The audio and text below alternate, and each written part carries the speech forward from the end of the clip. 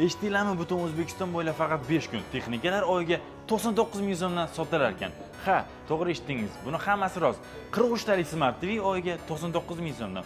Honor X7D telefonimiz ham esa oyiga atigi 99 ming so'mdan va juda ko'p boshqa texnikalar mavjud. Ishonmaganlar videoga bitta like bosib oxirigacha ko'ringlar. Tasavvur qilinglar, 100 ming so'm emas. Faqat 5 kun 9, 10, 11, 12, 13 oktyabrgacha Ideyaning O'zbekistondagi barcha filiallarida texnikalar oyiga atigi 99 ming so'mning aksiyasi bo'lib o'tadi. Eng ko'p sotiladigan Redmi Note 14 smartfoni ham 99 ming so'mdan va yangi Honor X7D ham oyiga 99 ming so'mdan. Ayollarimiz orzusiga aylangan 6 kilogramlik Premier avtomat kir yuvish mashinasi oyiga atigi 99 ming so'mdan yoki 6 kilogramlik Laretto u ham oyiga atigi 99 ming so'mdan. Sifatli va tiniq 43 talik Smart TV atigi 99 ming so'mdan. O'zbekistonda juda ko'p sotilayotgan 2 kamerali Clio sovutgichi oyiga atigi 99 ming so'mdan.